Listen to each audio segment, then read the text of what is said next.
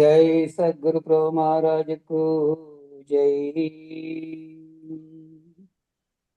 ओम नमो ब्रह्मादिभ्यो ब्रह्म विद्या सांप्रदाय कर्तृभ्यो वंश ऋषिभ्यो महाभ्यो नमो गुरुभ्यः।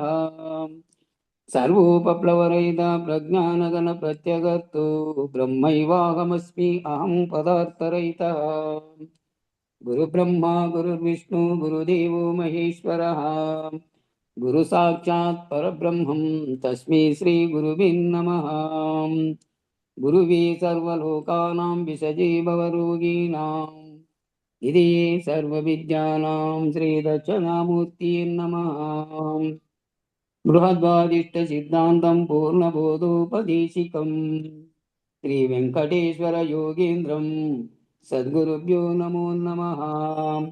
आत्मानात्म अतीतमनिशं केवलात्मोपदेशिकं श्रीवेमुलरामय्यार्य योगीन्द्रं सद्गुरुभ्यो नमो नमः। चराचरमतीतं च अचलपूर्णोपदेशिकं श्रीपूर्णानन्दपुल्लयार्य सद्गुरुभ्यो नमो नमः। पूर्णबोधसुधानिधिं पूर्वपुण्यफलप्रदम् वेदान्तानन्द सद्गुरुं वेङ्कटरमणार्य गुरुं भजे। पूर्णानन्दपुल्लयार्य पुत्ररत्न महागुरुं कृष्णानन्दविभं दैवं कृष्णमूर्ति नमो नमः। परब्रह्मानन्दवर्षं परापरसमादर्शं ज्ञानाज्ञानतीतानन्द श्री अश्वत्थार्य नमोऽस्तु ते। सर्वकालाकालप्रत्यक्षं सर्वोत्तमसुशाश्रितं विरहितानन्दगुरुं श्रीवेङ्कटदासार्यं गुरुं भजे। अस्मद्गुरुसमारम्भं कृष्णसान्दीपमाध्यमां श्रीमहाविष्णुपर्यन्तं वन्दे गुरुपरम्परम्। जय सद्गुरु प्रभु महाराज को जय। దండము సద్గురుదేవా దండము వేదాంత సారా దయగుణశీల దండము గురు ఓం నిరసన దండము గురు రాజపాహి దండము తండ్రి దండమ కండ దండము తండ్రి దండము గురుదేవా నిందర కృపజుడు ఎండమావుల రీతి నుండేటి బ్రహ్మాండ ఉండదని సెలవిస్తిరి నేనుండ చూడగలేని దాయను బహుదండెదని ఎడి సద్గురావ్యు ఉండ చూపిన కన్న తండ్రి దండము తండ్రి దండమ కండ దండము తండ్రి. ఆత్మ పూజ. శ్రీ వెంకటాచల నివాస వేద వేదాంత విద్య పుండరీకాక్ష పురాణ పురుషోత్తమ జగన్నాథ జగదీశ జలజలోచన పరమాత్మ పరంధామ పరమ పురుష మాధవ మధుసూదన ముకుంద ముచుకుంద వరదా శౌరి చక్రపాణి దామోదర దశరథ తనయ ఋషికేశ పద్మనాభ జనార్దన ఆదిపరంజ్యోతి అఖిలాండ నాయక ఆపన్న రక్షక భవరోగ వైద్య భక్తవత్సల అనంతాచ్యుత శ్రీహరి వాసుదేవ రామ రాఘవ రఘువీర కమలాక్ష కమలనాభ కృష్ణ కుచేల మిత్ర గోవింద గోపాల నిరంజన నీరజనాభా నిగమగోచర సర్వేశ్వర సకల తీర సంచార సనగతనందన మునివృంద వందిత విఠల విశ్వేశ్వర వీరభద్ర రంగవరద చెంగచర్మ పిల్లరాయ నరమృగావతార నళినాక్ష పన్నగచేన పక్షివాహన యదుకుల వ్యారి వేణునాథ వినోద క్షీరాబ్దిశేన చిన్మయాకార కోటి సూర్యప్రకాశ శ్రీనివాస శ్రీలక్ష్మీనాథ హరే శంకర నారాయణ వీరనారాయణ ఆదినారాయణ అమరనారాయణ స్వామి నీ మూర్తి విగ్రహుల శ్రీపాద పద్మ ఆరాధన చేయదలంచి పుష్పవనాంతరమున కరవీర కాంచాల దాసాల దవనం జాజి వీరజాజి మల్లెలు పొన్నగా పోగల చామంతి కుంకుమ కురువేలు సంపంగి తులసి మాలికల్ సమర్పయామి. గంధ కస్తూరి పునుగ జవ్వాజి గోరోజనం బాదిగాగల సకల పరిమళ ద్రవ్యం అంగలేపనం సమర్పయామి. ధూపం దీపం నైవేద్యం సమర్పయామి. అస్మద్గురోర్నమా గ్రీవాయ నమ ఆదికేశవాయ నమ. ఓం సద్గురువే నమ. నమస్తే నమస్తే నమస్తే నమ. జై సద్గురు ప్రభు మహారాజుకు జై. జై శ్రీ పూర్ణానంద పుల్లయ్యారు సద్గురు ప్రభు మహారాజుకు జై. హిందుగల గురు భక్త మండలికు జై. జై గురుదేవ్. జై గురు. అందరికీ జై.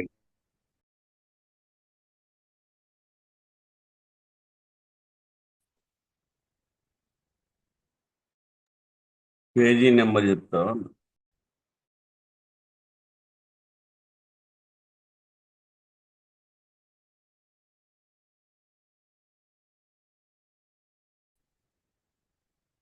వాయిస్ వినపల్లె.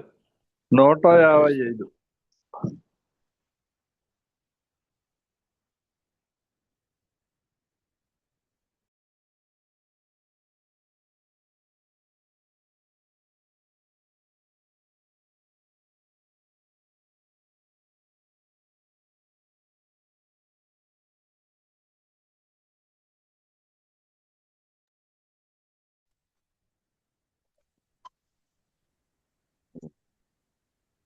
సిగ్నల్స్ మొత్తంగా లేకుండా అయిపోయి మళ్ళా వచ్చాయి. వినపడుతోందా? అవునా, వినపడతా ఉంది. అదే సిగ్నల్స్ లేకుండా కట్ అయిపోయింది మొత్తం. ఇప్పుడే వచ్చా మళ్ళా. ఈడ కృష్ణావరం వస్తే ఇదో ప్రాబ్లం ఉంది. అప్పుడప్పుడు మధ్యలో మీనాక్షి కందాతం చెప్పాను. మీనాక్షి ఆ, అదే అదే ఆవరణం ఆకాశం. ఆ, చెప్పన్నా. జై గురు.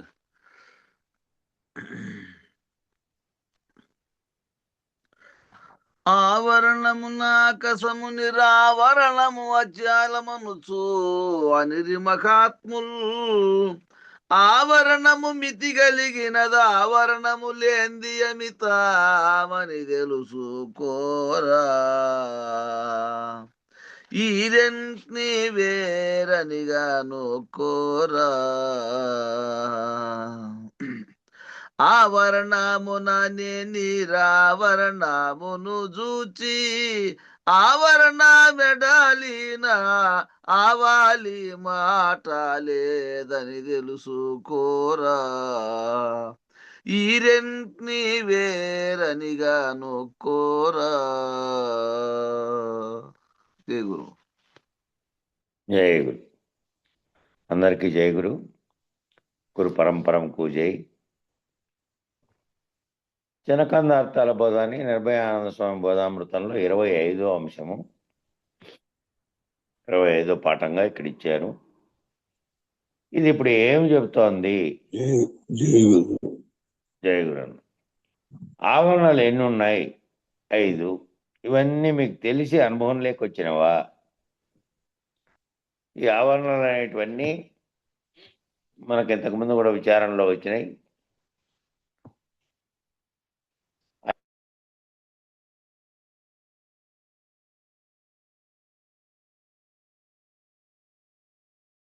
బ్రహ్మాండ పిండాండ విచారణలోనూ వచ్చినాయి. ఇక్కడ సాంఖ్యం యొక్క అవినీతిని చెబుతున్నారు. అది తెలియకపోతే ఎందుకు పనికిరాదు అంటున్నారు. కాబట్టి నువ్వు ఉన్నటువంటి ఆవరణలో చూసుకోండి, లేకపోతే సంపాదించుకోవాలి. చూసుకోండి, తెలుసుకోండి.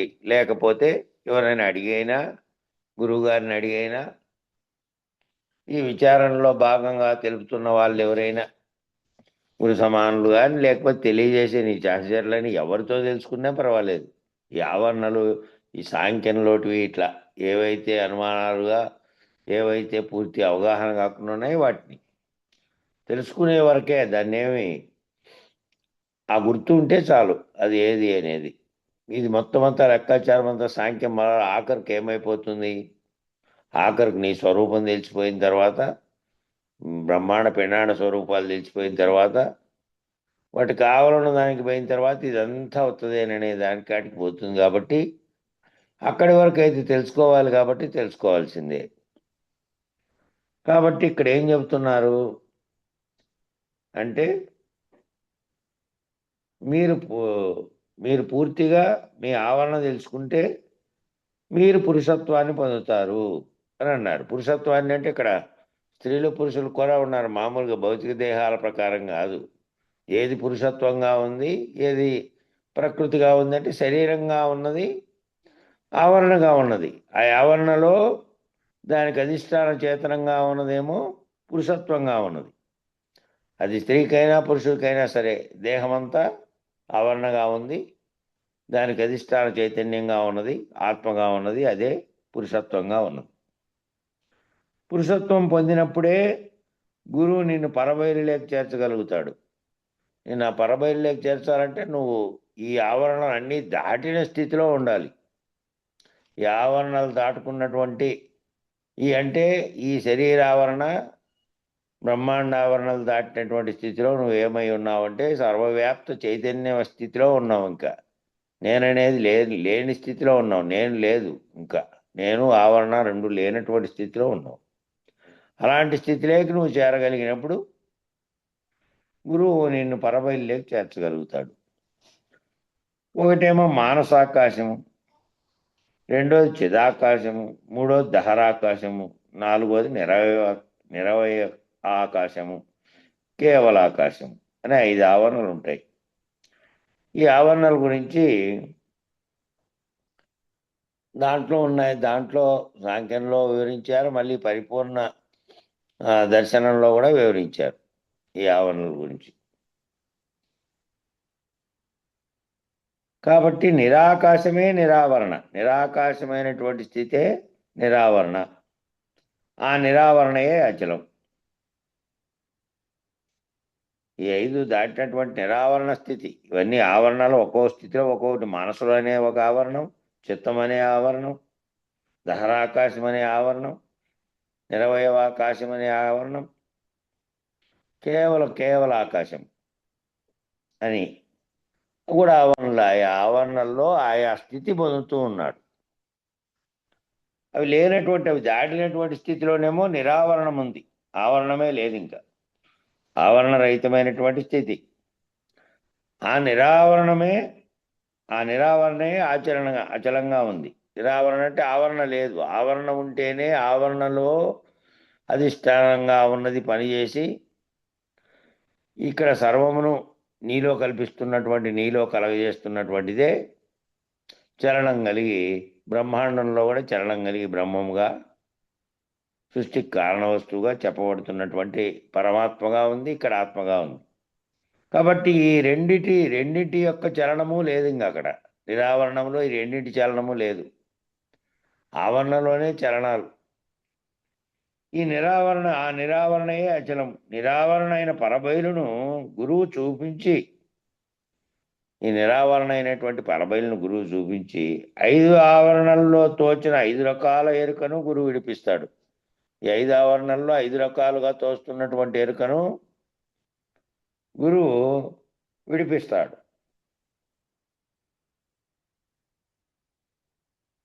కాబట్టి అదేంది, ఆ ఎరుకను, ఈ ఎరుక అనేది రకాలుగా తేలబెట్టి నిజానికి చెప్పాలంటే అఖండ ఎరుక నిర్ణయ పద్ధతి అనే దాంట్లోనూ పంచీకరణ అని 2 ఉన్నాయి. మళ్ళీ వ్యాఖ్యాన వ్యాసాలు ఉన్నాయి. అవి నిజానికి ఒకసారి ఎప్పుడో చదివినాము, అవి చాలా రోజుల కింద ఆశ్రమంలో చదివాము. దీంట్లో ఈ ఫోన్ ద్వారా మరి ఆన్లైన్లో చదువుకుంటామో లేదో, చిన్నవే అవి. దాంట్లో విపులంగా ఇచ్చారు. ఫోన్లో చదివింది అన్న, ఎప్పుడు చదవలేదు. చదువుదాం ఒకసారి. 5 అక్కడ వివరించారు. అక్కడ అఖండ ఎరుక నిర్ణయ పద్ధతిలో అనే దాంట్లో వేరు రకాలుగా తోస్తున్నటువంటి ఈ ఆవరణలని, ఈ 5 రకాలైనటువంటి ఆవరణలన్నింటినీ కూడా 5 తోచినటువంటివి ఇవని ఈ 5 రకాల ఎరుకను గురువు విడిపిస్తాడు. కాబట్టి ఆవరణ నిరావరణలను, ఈ ఆవరణ అంటే ఏమిటి, నిరావరణం అంటే ఏమిటి? ఆవరణ అంటే ఇక్కడ భౌతిక శరీరంతో కూడుకొని ఉన్నటువంటి ఈ శరీరం అనే దాంట్లో ఒకటి పనిచేస్తున్నది. ఈ ఆవరణ అనేది ఇదే ఆవరణగా ఉంది. ఓ ఇంట్లో కదా ఆవరణ ఉంటే ఆ ఆవరణలో కుటుంబం అంతా సంసారం వ్యవహారం జరుగుతుంటూ శరీరం అనే ఆవరణలో జీవుడు అనేవాడు ఆత్మగా వర్తిస్తూ ఉన్నాడు. అట్లాగే బ్రహ్మాండం అనేటువంటి ఆవరణలో పంచభూతాత్మకమైనటువంటివన్నీ ఉన్నాయి. వాటన్నిటికీ కదలిక అనే శక్తి కలిగినటువంటిది ఒకటి ఉంది. ఆ కదిలించేటువంటి పరమాత్మగా ఉన్నటువంటిది ఉంది. ఈ ఆవరణలో దాటిపోతే ఈ ఆవరణలన్నీ వేరువేరుగా ఏర్పడుతున్నటువంటివి. అందుకని ఇక్కడ 5 రకాలుగా ఉదహరించినటువంటి ఆవరణలు దాటినటువంటి స్థితిలో కదలిక లేదక్క. కదలిక లేదు, నిరావరణ స్థితి అది. ఆవరణ ఉంటేనే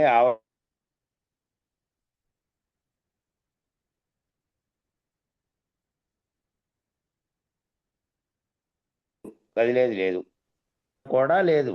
అది శూన్యంగా ఉన్నప్పటికీ అందులోనే ఆ సర్వము వచ్చింది. ఆ శూన్యంలోనే ఈ బ్రహ్మాండం అంతా పంచభూతాత్మకమైనటువంటి గోళాలతో సహా అంతా ఏర్పడింది. కాబట్టి అది కూడా లేదు, అది కూడా దాటినటువంటి ఆవరణతో నిమిత్తం లేకుండా పరిమితులు లేనటువంటి. ఇక్కడ పరిమితులు అనే పదం కూడా పైన దాంట్లో వారారు. ఆ ఆవరణం లేనిది అమితమని తెలుసుకోరా. మితం కాదది. ఆవరణం ఉండేదంతా మితం, ఆవరణం లేనిది అమితం. మితం కాదది, సర్వవ్యాప్తంగా ములుగుచ్చ సంద్రాలు వేరే దానికి అవకాశం లేక అంతటా విస్తరించి ఈ ఆవరణతో సహా అంతా విస్తరించింది. ఈ ఆవరణ దాటి ఆవల ఈవల అంతటా అదే ఉందని తెలుసుకోరా అని చెప్పారు. కాబట్టి ఈ ఆవరణ నిరావరణ సాంఖ్య పద్ధతిలో తెలుసుకోవాలి. లోనికి రానిదే నిరావరణ. ఈ పంచీకరణల్లోకి రాదు. ఇంకా పంచీకరణ జరిగింది అంటే, పంచీకరణ అంటే పంచబడింది. అట్లా 5 రకాలుగా పంచబడిన పంచభూతములేమో 5 తన్మాత్రల చేత 5 రకాలుగా ఏర్పడినటువంటి భయపెట్టదరందువలన అయ్యా మీరు చేసుకోండి. కాబట్టి ఆ విధంగా పంచీకరణలోకి వచ్చినది అంటే అది పంచీకరణ జరిగింది. శరీరంలో కూడా 5 పంచభూతాత్మకమైనటువంటి తన్మాత్రలతో కూడి మిగిలినవన్నీ ఏ విధంగా ఏర్పడినాయో ఈ అనేక తత్వాలను చెప్పినటువంటి శరీర తత్వాలన్నీ కూడా ఆవరణ పంచీకరణలోకి, పిండాండ పంచీకరణలోకి వస్తాయి. బ్రహ్మాండ పంచీకరణలోకేమో ఆ మొదటి ఈ బ్రహ్మాండం ఏర్పడడానికి కారణమైనవన్నీ వచ్చినాయి. కాబట్టి ఈ ఆవరణలు రెండు లేదు. ఇంకా పంచీకరణ అనేది లేదు అక్కడ. పంచీకరణ దాంట్లో చేసేకి లేదు. వేరువేరుగా ఉన్నటువంటి తత్వాలు ఉన్నాయి ఇక్కడ. ఆ నిరావరణలో వేరువేరుగా తోస్తున్నటువంటివి ఏమీ లేవు. ఇంకా ఆవరణే లేదు. ఇంకా అంతటా ఉన్నది ఒక్కటే. ఆ ఒక్కటి కూడా ఇలా ఉందని చెప్పడానికి లేనటువంటిది. అది ఏ లేనిది, అది లేనటువంటిది. దాన్ని మీరు తెలుసుకొని సంపాదించుకున్నప్పుడు, దాన్ని మీరు తెలుసుకున్నప్పుడు నిరావరణ స్థితిలోకి పోతారు. అదే అచలము. ఉన్నది ఉన్నట్లున్నదే అచలం. ఏ పంచీకరణకు లోను కాకుండా, ఏ మార్పులకు లోను కాకుండా, మార్పులకు లోనయ్యేదంతా ఆవరణలో జరుగుతోంది. ఆవరణ లేని చోట ఏ మార్పులు లేవు, ఏ కదలికలు లేవు. ఉన్నది ఉన్నట్లున్నదే అచలం. చెప్పన్నా ఇంకొక అర్థం. భయలాకసమని కొందరు భయపెట్టెదరందువలన భయపడకు సుమీ. బయలందు శబ్దమున్నను భయలాకసమనుచు నమ్మబడని నీ చేత. శబ్దము లేది భ్రమయందు చేత. బయలాకాశము కాదు పరిపూర్ణమని నమ్మి నయముగా ఎరుకాను నమ్మక విడచిపో పడని నీ చేత. శబ్దము లేది భ్రమయందు చేత. జై గురు.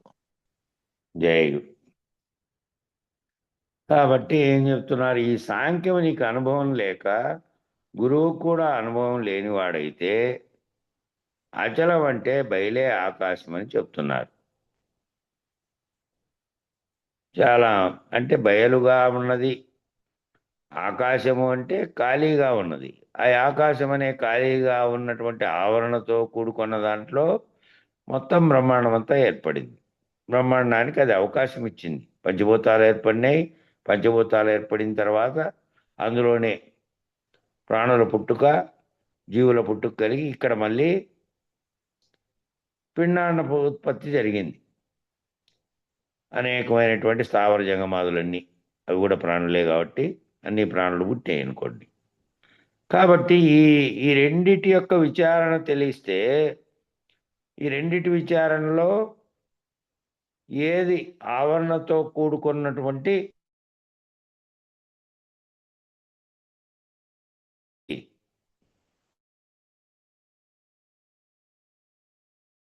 లేకపోతే పట్టుకొని కానీ వస్తానన్నా. పట్టుకొని వస్తానన్నా.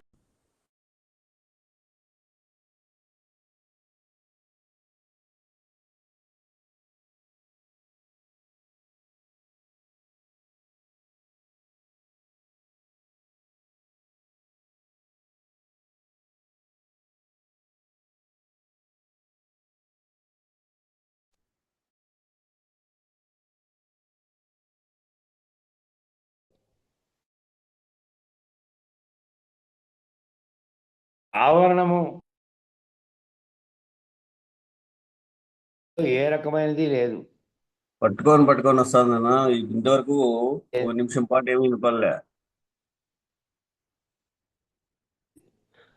ఒక నిమిషం పాటు ఏమీ వినపడలే.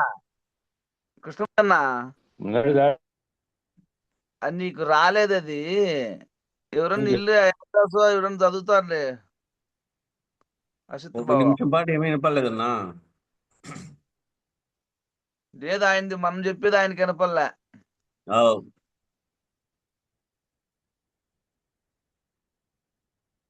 ఇవి 5 ఆకాశాల్లోనేమో జీవుడు సెల్లులో ఫాల్ట్ అయింది అందుకు ఏదో తగలేదులే, సిగ్నల్ వద్దా తగలేదు. విన్నారా చెప్పి ఆఫ్ చేసుకుంటారు. ఈ 5 ఆకాశాల్లో 2 ఆకాశాలేమో జీవుడు. ఈ పిండాండం మందు 2 ఆకాశాలు దాటుకోవాలా. అంటే మనో ఆకాశం ఒకటిను చిద ఆకాశం ఒకటి. ఇవి 2 దాటుకోవాలా. ఈ సాంఖ్యంలో ఈ 2 ఆకాశాలు దాటుకున్న తర్వాత ఈ 3, 4 వచ్చి అదే బ్రహ్మాండంలో దాటుకోవాలి. అదేనా వినపల్లా? నువ్వు వినపడకపోతే మొదలు పెట్టినా. వినపడడంలే ఇది. అదే ఇంకా పైకి పోదాము అనుకుంటా అంటే నువ్వు మొదలు పెట్టినావు. సరేలే. ఇంక ఈ 2 ఆకాశాలు ఏమో 3వ ఆకాశం 4వ ఆకాశము ఈ బ్రహ్మాండంలో. ఎందుకంటే ద్వంద్వ స్థితిలో ఉంది కాబట్టి ఇది 2 ఆకాశాలుగా దాటుకోవాల్సి వస్తుంది. పిండాండ విచారణలోనేమో 2 ఆకాశాలు దాటుకోవాలి. బ్రహ్మాండ విచారణలోనేమో 2 ఆకాశాలు దాటుకోవాలి. ఇంకా ఒకటే మిగిలింటుంది విశ్వాండంలో. విశ్వాండమందు ఒకటే మిగిలినప్పుడు ఆ ఒక ఆకాశాన్ని దాటుకోవాలి. అదే చిదాకాశం. ఆ చిదాకాశ ఇది సారీ అదే కేవలాకాశం. 5వ ఆకాశం నిరవయవ ఆకాశం. నిర్వయవ ఆకాశము దహరాకాశము బ్రహ్మాండంలోనే. అది విశ్వాండంలో ఆ ఒకటే మిగిలింది. ఇంకా కడకు ఏమైంది? అద్వయం లేదు. ద్వయం లేదు, అద్వయమే ఉంది. ఏకస్థితిగా ఉన్నటువంటిప్పుడు ఆ ఆకాశం ఒకటే కేవలాకాశం దాటుకోవాలి. ఈ 5 ఆవరణములు ఉంటాయి. 5 ఆవరణలో 2 ఆకాశాలేమో పిండాండంలో, ఈ మిగతా 2 ఆకాశములేమో బ్రహ్మాండంలో. బ్రహ్మాండ విచారణలో ఈ 2 ఆకాశాలు దాటుకోవాలి. పిండాండ విచారణలోనేమో మొదటి 1, 2, బ్రహ్మాండ విచారణలో 3, 4. విశ్వాండ విచారణ చేసినప్పుడు ఏకంగా ఒకటే ఉంటుంది కాబట్టి ఏకస్థితిగా ఉంది. అది కేవలాకాశం. అది ఒకటి దాటుకోవాల్సి వస్తుంది. అందుకు అప్పుడు నిరావరణం అవుతారు. ఇక 2వ కందార్థానికి, ఈ సాంఖ్యము నీకు అనుభవం లేక గురువు కూడా అనుభవం లేనివాడైతే అచలం అంటే బయలే ఆకాశము అని చెప్తా ఉన్నారు. చాలామంది సాంఖ్యం నీకు అనుభవం లేకుండా గురువు కూడా అనుభవం లేడు కాబట్టి గురు అనుభవం లేదు, గురువు చేత వినబడలే, వింటే తెలుస్తుంది. అప్పుడు ఏమైతా ఉన్నాడు వీడు? ఈ బయలే అంటే ఆకాశ బయలే, ఆకాశమే బయలని, ఆకాశ బయలునే బయలని అంటా ఉన్నాడు. అంటే బయలే ఆకాశం అని చెప్తా ఉన్నాడు. బయలులో గుణాలు ఉండవు కదా, బయలులో గుణాలు ఉండవు కదా. పూర్ణ బయలుకు ఏ గుణము లేదు, గుణాతీతం. కానీ ఆకాశానికి ఒక గుణం ఉంది కదా. ఏమిటా గుణము? శబ్దగుణం. ఆకాశానికి ఒక గుణం ఉంది, అదే శబ్దగుణం. అది ఎట్లా బయలవుతుంది? అది ఎట్లా బయలవుతుంది? బయలు కాదు, దానికి గుణం ఉంది కాబట్టి, గుణాతీతము బయలు కాబట్టి, దీనికి గుణం ఉంది కాబట్టి ఇది బయలు కాదు అని వెంటనే గ్రహించగలుగుతావు. ఆ మాట దీంట్లో గుణం ఉంది కదా అని వెంటనే గ్రహించగలుగుతావు. అప్పుడు గురువు సత్తా పట్టుకోగలుగుతావు. అప్పుడు గురువు సత్తా పట్టుకోగలుగుతావు. లేకపోతే ఆకాశమే బయలు అంటే నమ్మేస్తావు. ఇంకా గురువు సత్తా ఉండి గురువాక్యం విని గురుముఖత తెలియబడినటువంటి వారికి అయితేనేమో చూడప్ప ఆకాశం బయలు కాదు, ఆకాశంలో శబ్దగుణం ఉంది, ఏ గుణములు లేనటువంటిది కేవలాకాశం దాటి ఉంది, ఇగో ఈ బయలే నిశ్శబ్ద స్థితిలో ఉంది కాబట్టి దానికి శబ్దగుణం లేదు కాబట్టి ఇదే బయలు అని చెప్పినప్పుడు అప్పుడు గురువు సత్తా అటు పట్టుకుంటావు. గురువుగారు ఈ విధంగా చెబితే పట్టుకుంటావు. లేకపోతే ఏమవుతావు? ఆకాశమే బయలు అంటే నమ్మేస్తావు. నువ్వు గురుముఖత వినకపోయినప్పుడు ఏం చేస్తావు అంటే, ఇది ఆకాశం బయలే ఉంది కదా, నిజమే కదా, ఇదంతా బయలే కదా అని అనుకుంటావు. దాని ఆవరణ తెలిసిండాల నీకు. ఆకాశము 40 కోట్ల యోజనంలో కలిగి ఉంది, ఒక ఆవరణ అది. గురువు వినకపోయిన కూడా దీన్ని పట్టించుకోలే. గురువు గారు దగ్గర ఎవరు సేవ చేస్తారో వాళ్ళు మాత్రమే దీని మీద అవలోకం ఉంటుంది. గురువు గారి దగ్గర చేరినవాడు ఎందుకు పట్టించుకుంటాడు అట్లా గుణాలన్నీ? సాంఖ్యం తెలిసి ఉంటే తన్మాత్ర సృష్టిని, దాని కారణ బ్రహ్మని ఎరుకేనని గుర్తిస్తావు. సాంఖ్యం తెలిసినప్పుడు ఏమవుతుంది? ఆ 2 ఆవర్లు మానసాక ఆకాశము చిదాకాశము 2 దాటుకుంటావు. కాబట్టి ఆ సాంఖ్యం తెలిసి ఉంటే తన్మాత్ర సృష్టిని, దాని కారణ బ్రహ్మని ఎరుకేనని అప్పుడు గుర్తిస్తావు. ఇతనికి అనుభవం లేదు అనేది శిష్యుడే గుర్తించుకోవాల. అప్పుడే ఈ బయలే ఆకాశం అని చెప్తా ఉంటే నువ్వు అప్పుడు శిష్యుడే గుర్తించుకోవాలి, ఓహో ఈయనకు అనుభవం లేదు, దీని నుంచి మనం ఇంకా దాటుకోవాలా. అట్లా శిష్యుడికేగా రోగ నివారణ కావాల్సింది. ఈయన చెప్పేది నాకు నా యొక్క సంశయం తీరుతాందా లేదా, ఈ డాక్టర్ ఇచ్చేటువంటి మందులు మాత్రల వల్ల నాకు నయమైందా లేదా, అట్లే ఉందా, కాబట్టి ఈ డాక్టర్ వద్దు, నాకు ఇంకో డాక్టర్ దగ్గరికి పోవాలి, అంతకంటే కొంత మేలు చేసేటువంటి డాక్టర్ దగ్గరికి పోవాలి. అట్లా శిష్యుడికేగా రోగ నివారణ కావాల్సింది.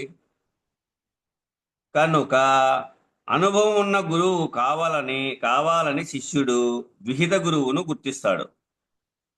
అనుభవం ఉన్నటువంటి గురువు కావాలని, బాగా అనుభవం ఉండి తెలియపరిచేటువంటి గురువు కావాలని అప్పుడు ఏం చేస్తాడు? శిష్యుడు విహిత గురువును గుర్తిస్తాడు. విశేషంగా హితము కలిగినటువంటి వాడు, నీకు విశేషంగా హితబోధ చేసేటువంటి గురువును గుర్తిస్తాడు. ఇప్పుడు డాక్టరు రోగ నిర్ధారణ సరిగా చేయలేక ఒక వ్యాధికి వేరొక వ్యాధి ఉందని చెప్పి మందులు ఇస్తాడు. రోగ నిర్ధారణ చేయలేడు. ఇది ఫలానా ద్వారా నీకు వచ్చింది అనేటువంటి నిర్ధారణ చేయక, రోగ నిర్ధారణ సరిగా చేయలేక ఒక వ్యాధికి వేరొక మందు ఇస్తున్నాడు. అంతా డాక్టర్ చెప్పినట్లుగానే వాడతాం మనం. అంతా ఏం చేస్తామంటే డాక్టర్ చెప్పినట్లుగా ఆ సమయానికి, ఏ సమయానికి మందు వేసుకోవాలో దాన్ని క్రమంగా పాటిస్తాం. పథ్యం చేసిన వ్యాధి నయం కాలే, పథ్యం చేసినా కానీ వ్యాధి నయం కాదు. ఎందువలన అని విచారించి ఆ డాక్టర్కు రోగం గురించి అర్థం కాలే. ఎందువలన అని విచారిస్తే ఆ డాక్టర్కి ఏమి ఆ రోగం గురించి అర్థం కాలే. ఎంత తెలిసినాదో అంతే చెప్తాడు, అంతే పాపం. ఇప్పుడు ఏనుగును పట్టుకున్న వారికి ఎంత తెలుసు, చెవు పట్టుకునే వాళ్ళకి చాటమాతుందనే తెలుసు. పూర్ణ విచారణ ఇదంతా కలిపి ఏనుగనేది తెలియలే. తొండం పట్టుకున్న వానికి ఇది రోకలి మాదిరి ఉందనే తెలుసు. కాలు పట్టుకున్నటువంటి వానికి ఇది స్తంభం మాదిరి ఉందనే తెలుస్తా ఉంది. తోక పట్టుకునేటువంటి వాళ్ళకు ఇది పరక మాదిరి ఉందని తెలుసు, అంతే. అట్లా ఆ డాక్టర్కు రోగం గురించి అర్థం కాలే అని నీవు నిర్ణయించుకుంటావు. ఆయన రోగ నిర్ధారణ చేయడంలో పొరపాటు జరిగింది. ఆయన రోగాన్ని తెలుసుకోలే, రోగ నిర్ధారణ చేయడంలో పొరపాటు జరిగింది అని నీవే గ్రహిస్తావు. అప్పుడు నాకు ఒక రోగం ఉంటే ఒక మందు ఇచ్చాడని నువ్వే గ్రహించవు. కాబట్టి ఇక ఇప్పుడు ఈ రికార్డు అంతా పుచ్చుకొని వేరేది పడిందని గ్రహించి ముందు ఆ మందు ప్రభావానికి విరుగుడు మందు ఇస్తూనే రోగానికి కూడా మందు ఇస్తాడు. ముందు ఆ మందులన్నీ ఇచ్చాడు, దాని ప్రభావం చూపిస్తా ఉంది శరీరంలో. ఒక ఒక రోగం పోయి ఇంకో రోగానికి మందు ఇచ్చేదలికే దాని ప్రభావం చూపిస్తా ఉంది. అది గ్రహించి ఈ రికార్డ్ అంతా ముందర పెట్టుకొని వేరొక డాక్టర్ దగ్గరకు వెళ్తావు. అప్పుడు ఆ వేరొక డాక్టర్ దగ్గరికి పోయినప్పుడు దీనివల్ల సైడ్ ఎఫెక్ట్ వచ్చింది కాబట్టి ఈ వ్యాధికి ఒకటైతే మందు వేరేది పడిందని గ్రహించి ఆ మందు ప్రభావానికి విరుగుడు మందు ఇస్తూనే ఉంటారు. రెండింటికి వాళ్ళప్పటికి రోగానికి కూడా మందు ఇస్తాడు. రెండు ఏకకాలంలోనే పనిచేస్తాయి. అప్పుడు నీకు రిలీఫ్ వచ్చి దానివల్ల నీకు నమ్మకం కూడా ఏర్పడుతుంది. అప్పుడు నీకు రిలీఫ్ వస్తుంది, దానివల్ల నీకు నమ్మకం కూడా ఏర్పడింది. ఈ డాక్టర్ రోగ నిర్ణయం చేశాడు అనేది నీవు నిర్ణయం చేస్తావు. నీవు ఆ నిర్ణయం చేయలేనప్పుడు నీకు రోగ నిర్ధారణ కాదు. నువ్వు ఆ విధంగా నిర్ణయం చేసుకొని నిజ గురువు ఎవరో తెలియబడకపోతే నీకు ఆ జనమరణం అనేటువంటి రోగము నిర్ధారణ కాదు. అలాగే విహిత గురువుని శిష్యుడే గుర్తించి నిర్ణయం చేసుకోవాల. విశేషముగా హితబోధ చెప్పేటువంటి గురువును శిష్యుడే అప్పుడు నిర్ణయం చేసుకోవాలి.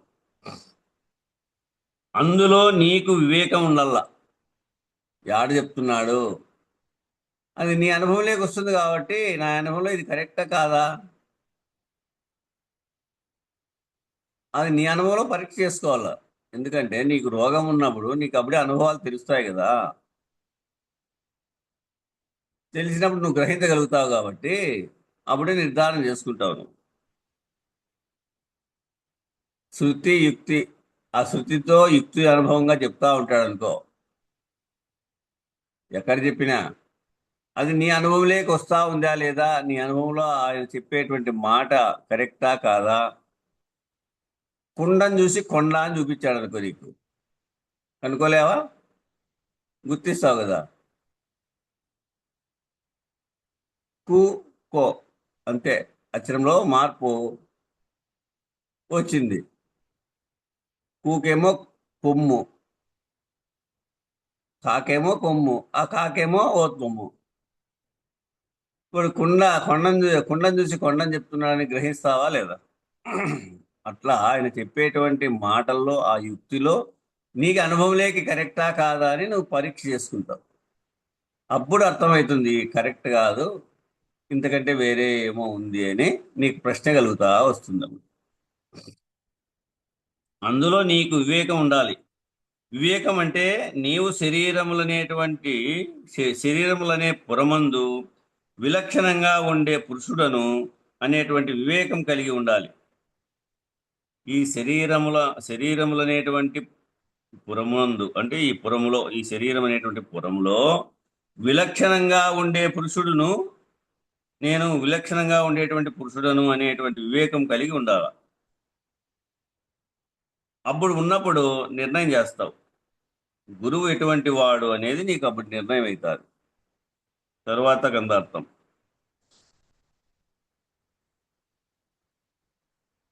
జై గురు. మెలుక సుషుప్తి లోపల ఏ లీలం తనకు తాను ఏ తెంచునో, గుర్తాలీల బయలు లోపల వాలాయము తనకు తానే వచ్చునోయన్నా, వచ్చి హెచ్చి సచ్చునోయన్నా.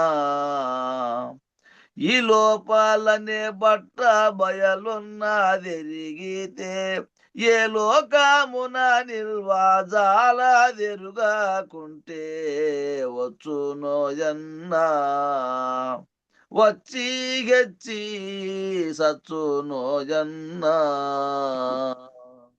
జై గురు. గాఢ నిద్రలో నుంచి అంటే బాగా నిద్రపోయినావు, ఇప్పుడు 4:30 వరకు బాగా నిద్రపోయినావు. గాఢ నిద్రలో నుంచి మెలకువలోకి ఎలా వస్తుంది? గాఢ నిద్రలో నుంచి మెలకువలోకి ఎలా వస్తుందో ఆ రకంగా బయలు లోపల వాలాయము తనకు తానే వచ్చునోయన్నా. ఆ విధంగానే ఈ బయలులోకి గాఢ నిద్రలో నుంచి జాగ్రత్తలోకి ఎట్ట దాటుకుందో ఆ విధంగానే ఈ బయలు లోపల వాలాయము తనకు తానే వచ్చు. ఎట్లా అంటే ఇక్కడ నీకు అర్థం అవడానికి ఉపమానం చెప్పారు. ఇక్కడ అదే అనుభవం అంటే. నీకు అర్థం కావాలంటే నీ అనుభవంలో చూసుకో. ఇప్పుడు ఇక్కడ నీకు అర్థం అవడానికి ఉపమానము చెప్పారు. గాఢ నిద్రలో అక్కడ ఏమీ లేదుగా. గాఢ నిద్రలో ఉన్నప్పుడు సర్వేంద్రియము అణిగి ఉన్నాయి, ఏ ఇంద్రియము పనిచేయలే. గాఢ నిద్రలో ఉన్నప్పుడు నువ్వైతే ఉన్నావు, తెలుసుకోబడుతున్నాడా, తెలియబడతా ఉన్నాడా? 2 వ్యవహారాలు లేవాడ, ఏ వ్యవహారము చేయలే. ఆ గాఢ నిద్రలో అక్కడ ఏమీ లేదుగా, ఇంద్రియాలు పనిచేయడం లేదుగా, ఏమి జరిగినా నీకు తెలియడం లేదుగా.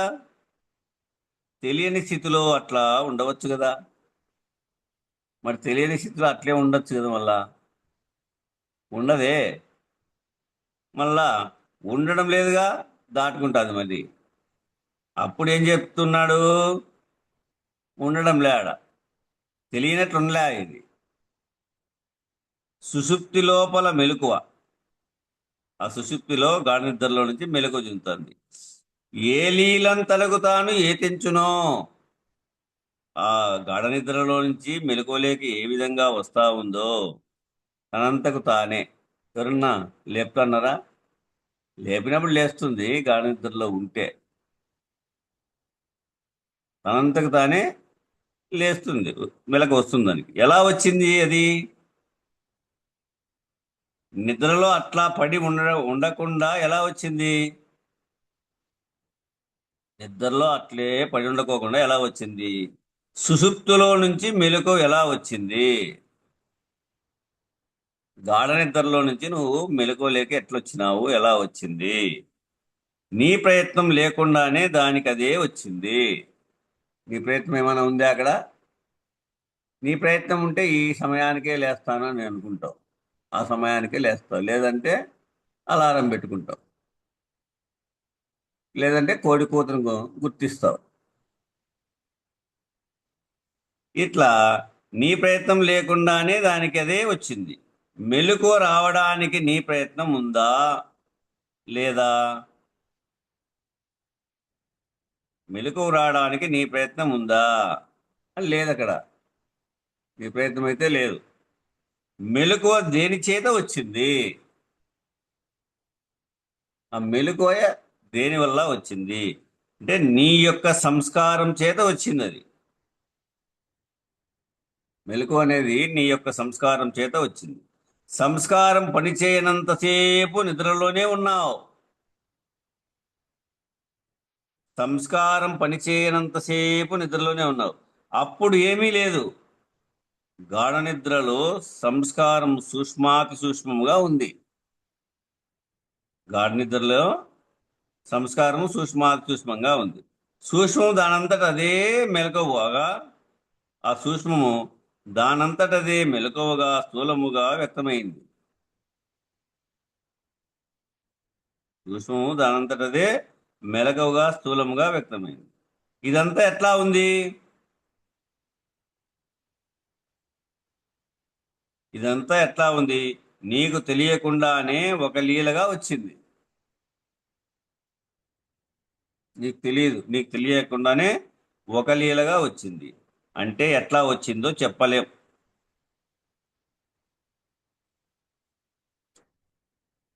ఎట్లా వచ్చిందో చెప్పలేం.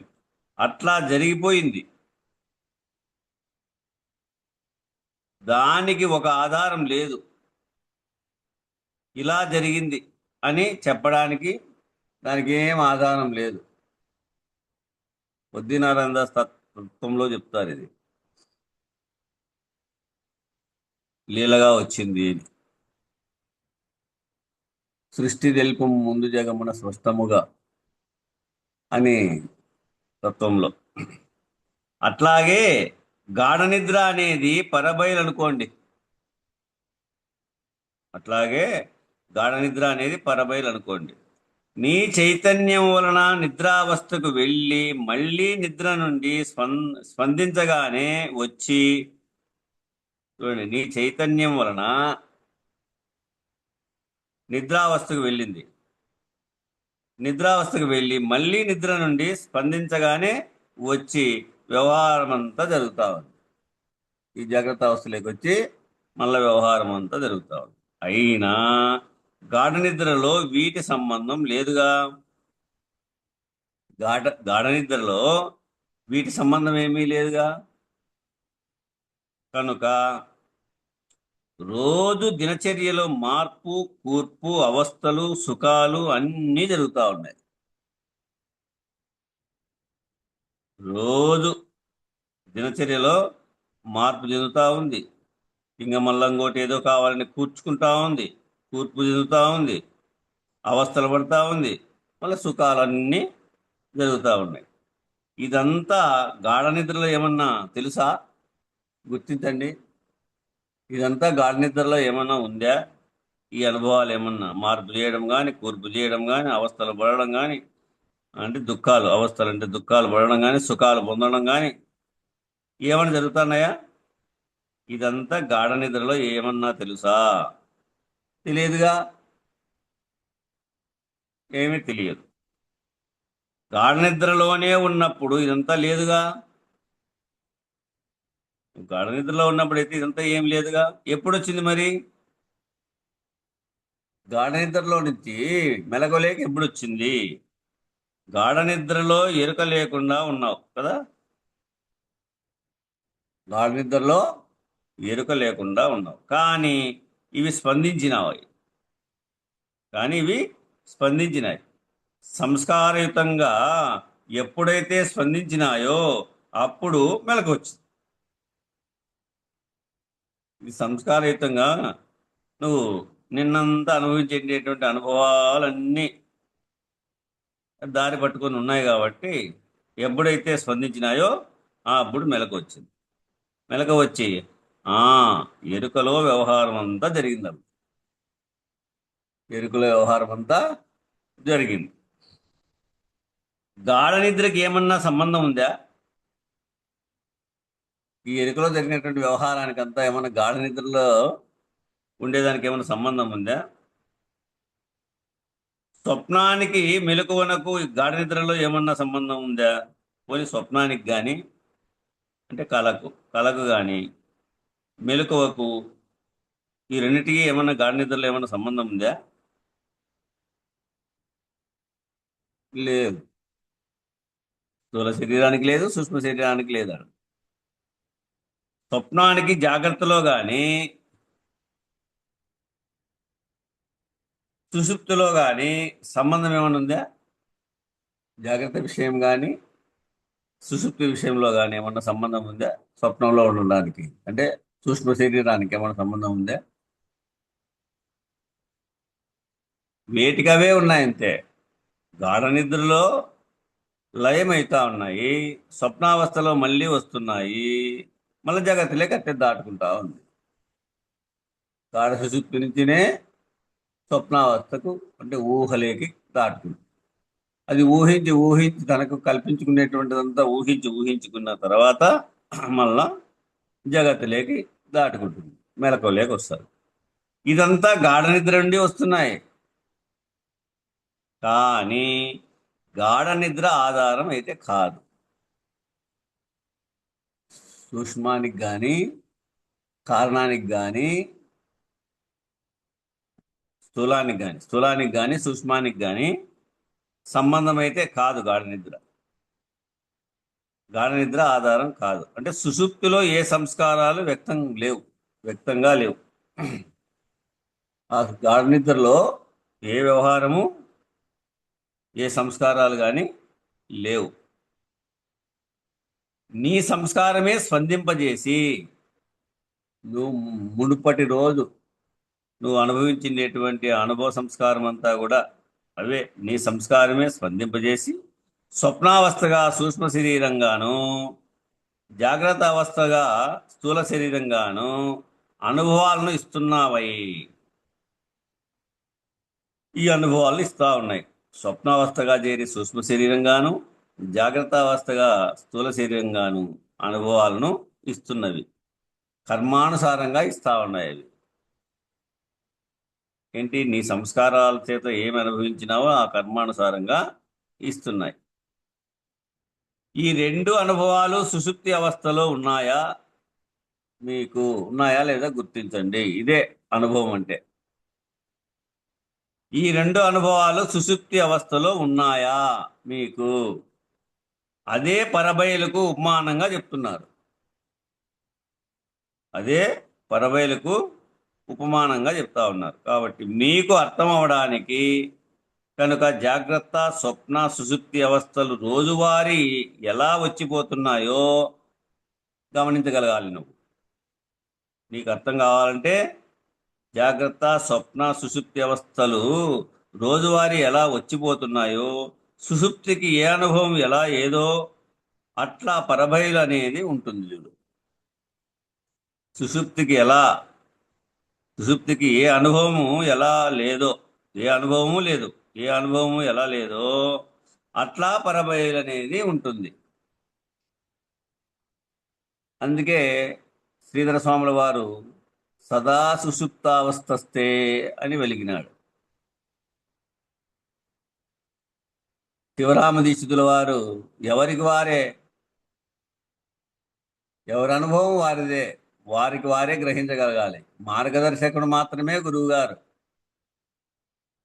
ఈ దారింటికి పోతే ఈ ఊరికి పోతుందని తెలియవచ్చేటువంటి తీరి ఎట్లా ఉంటుందో అట్లా ఈ విధంగా ప్రబోధన 5 ఆకాశాలు దాటించేటువంటి మార్గదర్శకమే గురువుగారిది. అంతేగాని ఏ అనుభవము ఎలా లేదో అట్లా పరబయలు అనేది ఉంటుంది. అది నువ్వే గుర్తించుకోవాల్సింది. అంటే చెప్పగా విని. వాలాయము అంటే వలయముగా అంటే గుండ్రంగా. వాలాయం అంటే ఏమి? వలయముగా గుండ్రంగా సుషుప్తి నుండి స్వప్నంలోకి, స్వప్నం నుండి జాగ్రత్తలేకి, జాగ్రత్త నుండి స్వప్నంలోకి, మళ్ళీ రోజువారీ వలయంగా తిరగడం లేదు, రోజువారీ తిరుగుతానే ఉంది.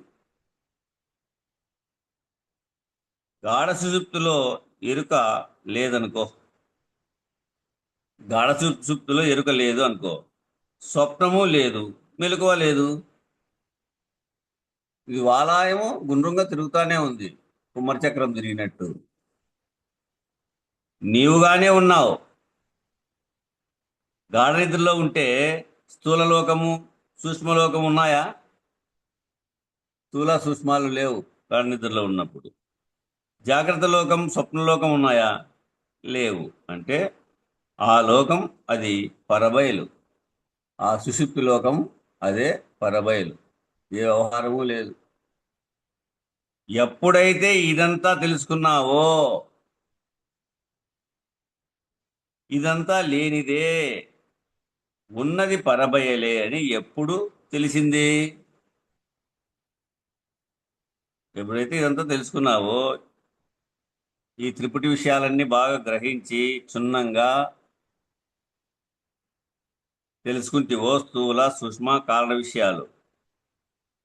కాబట్టి ఎప్పుడైతే ఇదంతా తెలుసుకున్నావో ఇదంతా లేనిదే, ఉన్నది పరబయలే అని ఎప్పుడు తెలుసుకున్నావు? ఎప్పుడు తెలిసింది నీకు? ఈ సాంఖ్యం ద్వారా పరబయలు ఉన్నదని తెలిసినప్పుడు. ఈ సాంఖ్యం ద్వారా పరబయలు ఉన్నదని తెలిసినప్పుడు. పంచభూత సంగమం వల్ల సృష్టి జరిగినప్పుడు.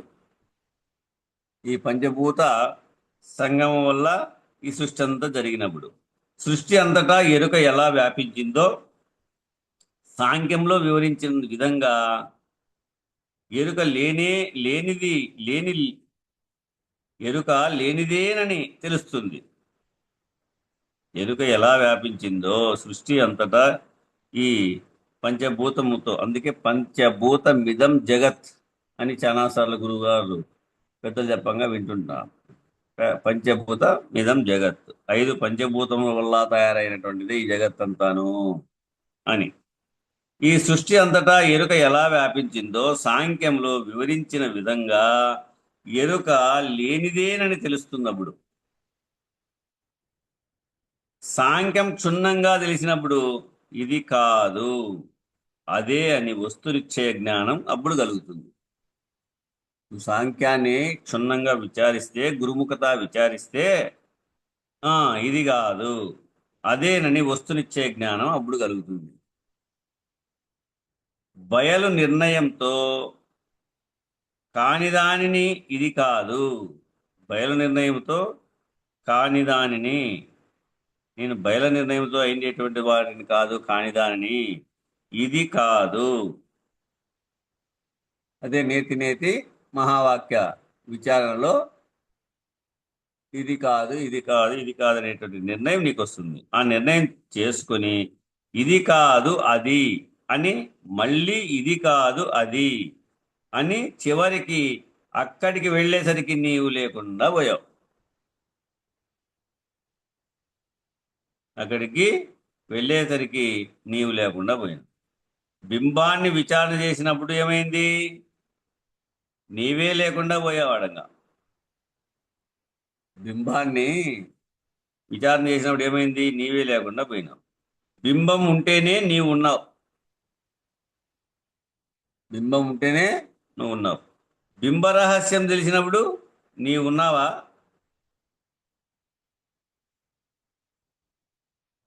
నేను ఉన్నానంటావా? నీవు ఉన్నావా లేదా నేను ఉన్నానంటావా? అలాగే ఎరుకను పరబయలను విచారించాలి. అప్పుడు ఏమయ్యాలి? ఆడ కేవలాకాశం నువ్వు దాటుకోవాలంటే ఏం కావాలి? నువ్వు ఆ ఎరుకను, లేని ఎరుకను ఉన్న పరిపూర్ణాన్ని నువ్వు బాగా విచారించాల, గురుముఖత విచారించాలి. పరబయలంటే ఏమిటి? అద్దం మీద ప్రతిబింబంలా, అద్దం మీద ప్రతిబింబాల వంటి బొమ్మలు ఏమన్నా అంటుతున్నాయా? ఆ అద్దం మీద పడేటువంటి ప్రతిబింబాలు నువ్వు కనపడతా ఉన్నావు. నువ్వు పక్కకు వస్తే ఉన్నావాడా? లేవు. దానికి ఏమన్నా అంటినాయా? అంటలే. ఆ అద్దానికి ఏమన్నా అంటుకొని ఉన్నాయా? లేదు. అద్దం మీద ప్రతిబింబంలా బొమ్మలు ఏమన్నా అంటుతున్నాయా? అద్దములో అన్నీ కనిపిస్తా ఉన్నాయి. నువ్వు ఏ వస్తువు పెట్టినా ఆడేమో కనపడతావు. అద్దానికి ఏమన్నా సంబంధం ఉందా? కనపడుతున్నాయి కానీ అద్దానికి ఏమన్నా సంబంధం ఉన్నాయా? లేదు. అద్దంలో కూడా రెండు రకాలు ఉన్నాయి. అద్దంలో కూడా రెండు రకాలు ఉన్నాయి చూడండి. ఎరుకతో కూడిన అద్దంలోనే అన్నీ కనిపిస్తాయి. ఎరుకతో కూడినటువంటి అద్దంలోనే అన్నీ కనపడతాయి. అంటే ద్వంద్వం, ద్వయభావం చెందింది, ద్వంద్వం చెందింది. అంటే రెండుగా వెనకల కళాయి పోసింటారు, ఏదో ఒక రంగు పూసింటారు వెనకల. ఖాళీ అద్దానికి ఒక రంగు పూసి, కళాయి లేని అద్దంలో ఏమి కనిపిస్తుంది? నీవు వెళ్ళి చూసినా ఏమీ ఉండదాడ. అది పరబయలు దర్శనం అంటే. అది పరబయలు దర్శనం అంటే. కళాయి లేని అద్దాన్ని దర్శించావు అనుకో, అప్పుడు ఏమైనావు? అప్పుడు నీవు కనిపిస్తావా? వెనకాల దానికి ఏమి పుయ్యలే, ఖాళీగా ఉంది. అది రెండుగా లేదు, ఒకటిగానే ఉంది. ఏమైనా కనపడుతుందా? కనిపిస్తాయా? కనిపించవు. అక్కడ కళాయి అంటే ఎప్పటికప్పుడు వాసనతో కూడుకున్నది. అప్పుడు కళాయి అంటే ఏమి? ఎప్పటికప్పుడు ద్వంద్వం చెంది వాసనతో కూడుకున్నది అని అర్థం. ఇప్పుడు ఇలా దర్శించాలి. ఎట్లా? ఇంకొక అర్థం. వినుము ఊర్ణనాభినా పుట్టిన మీదట సృజన చేయు దినము ఖరించు ఘనమగు పట శతకోట్లను తన లోపలి దారమునను తానట్టే చనును అట్లనే ఎరుక తాబుట్టి కనును పనిబోని బ్రహ్మాండ భాండానంతములను క్షణము లోపల త్రుంచి కనరాకవేగా తానట్టే చనును అట్లనే ఎరుక తాబుట్టి కనును. జై గురు. సాలెగూడు సాలెపురుగులోనే దారాలుగా ఉత్పత్తి అయింది. సాలెగూడు ఎట్లా తయారైంది? మనకి ఈ గోడకు ఆ గోడకు టాప్కు అంతా బూసి పట్టింది. ఆ సాలెగూడు సాలెపురుగులోనే దారాలుగా ఉత్పత్తి అయింది. ఆ శరీరంలోని సాలెపురుగు శరీరంలోని దారాలుగా ఉత్పత్తి అయింది. ఆ దారాలను అదే గూడుగా అల్లుకొని దాంట్లోనే తిరుగుతూ బయటపడక దానిలోనే చిక్కుకొని దానిలోనే నశిస్తుంది. దానిలోనే చిక్కుకుంటుంది, దాంట్లోనే నశిస్తుంది, దానిలోనే నశిస్తుంది. ఎరుక అనేది కూడా ఇట్లా తనలో నుండి పుట్టి తననే బంధించుకుంటా ఉంది. ఎరుక అనేది ఇట్లా తనలో నుండి పుట్టి తననే బంధించుతున్నది. ఎరుక అనేది ఎప్పటికప్పుడు తనలో నుంచే సృష్టించుకుంటా ఉంది, లయమైతా ఉంది. ఈ ఎరుక అనేది ఎప్పటికప్పుడు తనలో తానే సృష్టించుకుంటా ఉంది, తనలో తానే లయమైతా ఉంది. మళ్ళా వస్తోంది. మళ్ళా గూడు ఎక్కడి నుండో రాలేదుగా, మళ్ళా వస్తోంది.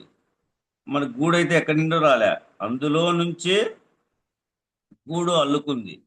సాలెపురుగు ఆ గూడులోనే ఉంది, ఆ గూడులో ఉంటూనే ఆహారాన్ని తీసుకుంటా ఉంది, వచ్చిన కీటకాలను తింటా ఉంది.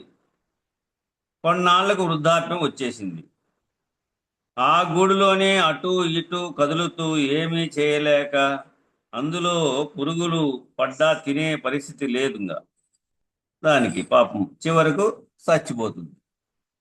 దాని ప్రాయం ఎన్నాళ్ళలో, ఎన్ని గంటల్లో, ఎన్ని రోజులు ఉంటుందో అన్ని రోజులు ఉంటుంది. ఇంకా ఆహారమే తీసుకోలేని స్థితిగా తయారైపోయి చచ్చిపోతుంది. ఆ సాలిపురుగు తనకు తాను ఎలా ఉందో అలాగే బ్రహ్మము అనేది సాలిపురుగు. ఈ బ్రహ్మం అనేది సాలిపురుగు. సాలిగూడు లాగానే సృష్టి, స్థితి, లయ, విస్తీర్ణ, ఆకర్షణలన్నీ తయారు చేసుకుంటుంది ఇది. ఆ సాలెపురుగు లాగానే అన్నీ చేస్తున్నాడు. సృష్టి, స్థితి, లయ, విస్తీర్ణ, ఆకర్షణ చేస్తా ఉన్నాడు. సాలిపురుగులాగా అని ఉపమానం చెప్పారు దీనికి. ఆ సాలీపురుగులాగా ఇదంతా అల్లుకుంటాను తప్ప అని ఉపమానం చెప్పినారు. కాబట్టి సాలిపురుగు తనలో తాను ఎలా సృష్టించుకుందో, సాలిపురుగు తనలో తాను ఎలా సృష్టించుకుందో, మరలా తానే ఎట్లా లయమవుతుందో, అట్లా బ్రహ్మ అనేటటువంటి ఎరుక, బ్రహ్మ అనేటువంటి ఎరుక సృష్టి, స్థితి, లయ, విస్తీర్ణ, ఆకర్షణ అనేటువంటి వాటిని తన్మాత్ర సహితంగా సృష్టించుకోని ఉంది ఇది. శబ్ద, స్పర్శ, రూప, రస, గంధంగా ఇట్లా వాటిని తన్మాత్ర సహితంగా సృష్టించింది. దానిలో పరిణామం చెందుతా ఉంది, అన్ని అనుభవాలు పొందుతా ఉంది, లయిస్తూ సృష్టిస్తూ ఇలా నిరంతరాయంగా తిరుగుతా ఉంది. కుమ్మరి చక్రం తిరిగినట్టు వాలాయము తనకు తానే తిరుగుతా ఉంది. ఈ విధంగా ఏ విధంగా సృష్టి, స్థితి, లయాలు, ప్రళయాలు వచ్చి కనబడకుండా పోతున్నాయో, మనము 3 అవస్థల్లో ఎట్లా వస్తున్నామో అట్లా ఒక వలయంలో ఎరుకలోనే తిరుగుతా ఉంది ఇది. కాబట్టి వీటికి కాలం సరిపోయింది. రేపు 160 పేజీలో వచ్చేటువంటి 61వ కందార్థము నుంచి ప్రారంభం చేద్దాం. బోలో శ్రీ సద్గురు మహారాజ్కి జై. జై శ్రీ వెంకటాంబ సమేత శ్రీ పూర్ణానంద పులయారులకు జై. జై శ్రీ ఇందుగల గురు భక్త మండలికి జై. జై. జై సద్గురు ప్రభు మహారాజుకు జై. నిర్వికారాయ సకల నిత్య ముక్తిదాయకాయ నిర్గుణాయ నిర్మలాయ నిత్యమంగళం శుభ సత్యమంగళం. సగుణ నిర్గుణ రహితాయ సంకల్పవర్జితాయ సర్వసాక్షితీతునకు సత్యమంగళం శుభ నిత్యమంగళం. సత్తు చెత్తు సమసిపోయ శత్రు సంహారణాయ వత్తిలేని దీపముని కిత్తు మంగళం శుభ సత్యమంగళం. చేష్టలన్నీ ఉడిగిపాయ చేసేదేమి లేకపాయ శేషమ్మ మనసు మీలు చేరే మంగళం శుభ నిత్యమంగళం. పరిపూర్ణాయ సకల భవ్య దివ్య రూపాయ పరశురామాయ సీతారామ మంగళం శుభ సత్యమంగళం. పుట్టుగిట్టు లేనిదాయ పరిపూర్ణ బ్రహ్మమాయ పూర్ణానంద పుల్లయార్య పూజ్య మంగళం శుభ సత్యమంగళం.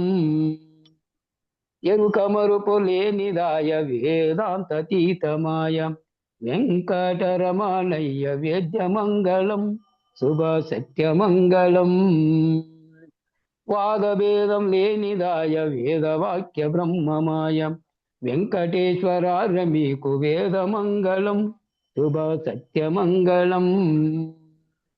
అష్టకష్ట లేనిదాయ అచల పరిపూర్ణమాయ శిష్యమండలికి ఎప్పుడు శ్రేష్ఠ మంగళం శుభ సత్యమంగళం.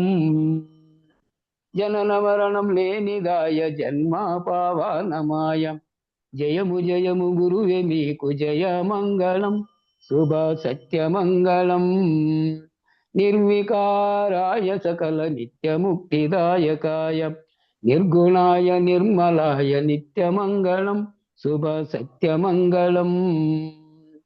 మంగళం గురుదేవాయ మహనీయ గుణాత్మనే సర్వలోక శరణ్యాయ సాధురూపాయ మంగళం మంగళం మంగళం. జై సద్గురు ప్రభు మహారాజుకు జై. శ్రీ వెంకటాంబ సమేత శ్రీ పూర్ణానంద పుల్లయార్య సద్గురు ప్రభు మహారాజుకు జై.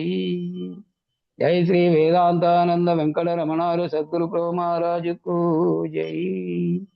జై శ్రీ విష్ణానంద కృష్ణమూర్తి సద్గురు ప్రభు మహారాజుకు జై.